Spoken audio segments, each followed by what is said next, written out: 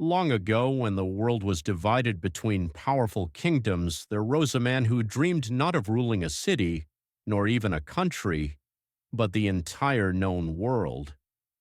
His name was Alexander of Macedon, and this is the story of one of his greatest victories, the Battle of Issus.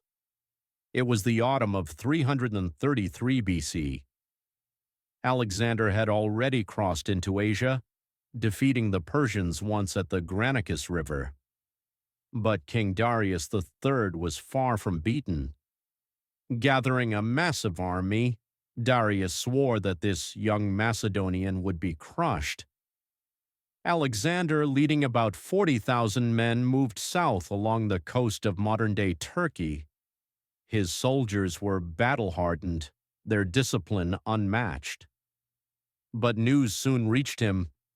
Darius, with over 100,000 warriors, had taken a position to block his path at a narrow plain between the mountains and the sea near the small town of Issus.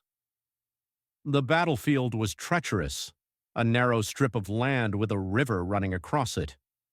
On one side, the Persians, their front glittering with bronze shields, archers, and cavalry.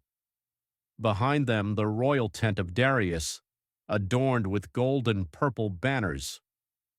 On the other, Alexander's Macedonians, the famous phalanx with their long spears and cavalry ready to charge. Alexander rode along the line, speaking to his men. "Today we fight not for Macedon alone, but for the freedom of all Greece. Remember, they are many, but they are soft. We are few, but we are iron." The soldiers roared in reply. The air exploded with the sound of war horns. Persian archers released a deadly hail of arrows, but the Macedonian shields rose like a wall. Then Alexander struck, leading his cavalry personally against the Persian left flank. Spears shattered, swords clashed, and the ground shook with the charge. At the center, the Macedonian phalanx locked into the enemy, pushing them back step by step. The narrow field made Darius's superior numbers useless. His men could not spread out. Suddenly, Alexander's cavalry smashed through. He saw the golden chariot of Darius and aimed straight for it.